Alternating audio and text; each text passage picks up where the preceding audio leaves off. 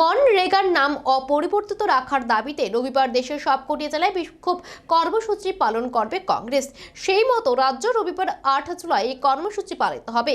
এদিন সাংবাদিক সম্মেলন করে এক কথা জানান কংগ্রেস ওয়াকিং কমিটির সদস্য তথা বিধায়ক সুদীপ রায় বর্মন। বাংলাদেশের সাম্প্রতিক ঘটনাবলীর তীব্র নিন্দা জানান তিনি। সম্প্রতি লোকসভা এবং রাজ্যসভায় বিল পাশ করিয়ে এমজিএম রেগা প্রকল্পের নাম পাল্টে ফেলা হয়েছে। এর নতুন নামকরণ করা হয়েছে বিকশিত ভারত জি রামজি বিল। এই বিলের বিরুদ্ধে দেশভর আন্দোলন সংঘটিত করে তোলার ডাক দিয়েছে কংগ্রেস দল। রবিবার কংগ্রেসের উদ্যোগে দেশের সবকটি জেলায় মনরেগা আইন পুনরায় চালুর দাবিতে বিক্ষোভ কর্মসূচি পালন করবে কংগ্রেস। সেই মতো রাজ্যের 8 জেলাতেও রবিবার এই কর্মসূচি পালন করা হবে। শনিবার কংগ্রেস ভবনের সাংবাদিক সম্মেলন করে এক কথা জানান কংগ্রেস ওয়াকিং কমিটির সদস্য তথা বিধায়ক সুদীপ রায় বর্মন। তিনি জানান জনকল্যাণ মুখে একটি প্রকল্প ছিল এমজিএম রেগা। ইউপিএ জামানায় এই প্রকল্প শুরু হয়।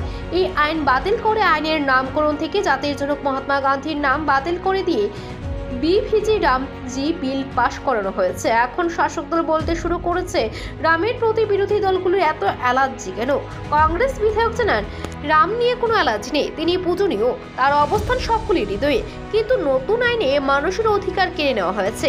এই আইনে 125 দিনে যে কাজের উল্লেখ করা হয়েছে তা একমাত্র মানুষকে বিভ্রান্ত করার জন্যই। অধিকাংশ রাজ্যেই এই আইনে 60 এবং 40 অনুপাতে কাজ করানো হবে তিনি বলেন। কিন্তু অর্থনৈতিকভাবে লিস্ট রাজ্যগুলির এই ক্ষেত্রে 40% শেয়ার প্রদান করা সম্ভব নয়। এটা একটা আই ওয়াশ ছাড়া কিছু নয় বলেও জানান তিনি আরো জানান এর বিরুদ্ধে প্রতিবাদ জানাতে রবিবার সারা দেশের মতো রাজ্যের 8 জেলাতেও বিক্ষোভ কর্মসূচি পালন করা হবে। আগামীকাল প্রত্যেকটি জেলায় এই আমাদের এই যে ভিবি জিরামজি যে আইন প্রণয়ন করেছে তার বিরুদ্ধে এবং আমাদের দাবি থাকবে এমজিএনরেগা আইনটা যেরকম ভাবে ছিল সেরকম ভাবে আবার পুনরায় চালু করার জন্য সারা প্রত্যেকটি জেলায় আমাদের সারা দেশে প্রত্যেকটি জেলা আমাদের বিক্ষোভ কর্মসূচি হবে এই নতুন আইনের বিরুদ্ধে। সাংবাদিক সম্মেলনে বাংলাদেশের সাম্প্রতিক ঘটনা নিয়েও প্রতিক্রিয়া ব্যক্ত করেন কংগ্রেস বিধায়ক সুদীপ রায় বর্মন। তিনি বলেন বাংলাদেশে সম্প্রতি যে কাণ্ড কারখানা চলছে তা মানা যায় না। মৌলবাদী শক্তির উত্থান হলে যে কোনো দেশেরই বিপদ আসন্ন। বাংলাদেশের ঘটনাগুলির তীব্র নিন্দা জানিয়ে তিনি বলেন ভারত সরকার নিশ্চয়ই বাংলাদেশ সরকারের সাথে বিষয়টি নিয়ে আলোচনা করছে। সেখানকার ধর্মীয় সংখ্যালঘু অংশের জনগণের সুরক্ষা ব্যবস্থার পদক্ষেপ নিতে ভারত সরকারের নিকট দাবি জানিয়েছেন কংগ্রেস বিধায়ক সুদীপ রায় বর্মন। একজনকে মেরে তাকে আগুন দিয়ে পুড়িয়ে দেওয়া হয়েছে।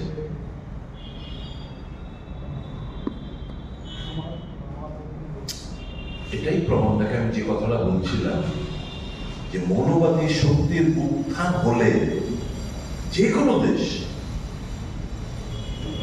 বিপদ আসন্ন। এই যে ঘটনা আমরা দুঃখ প্রকাশ করি, নিন্দা জানাই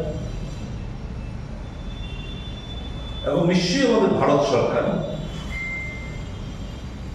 বাংলাদেশ সরকারের সঙ্গে বিষয়গুলো নিয়ে টিকা পড়েছে। আর আমাদের উচিত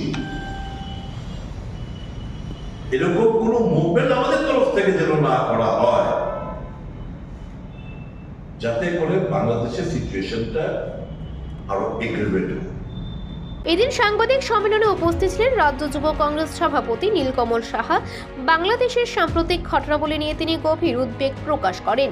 ব্যুরো রিপোর্ট, এশিয়ান টাইমস।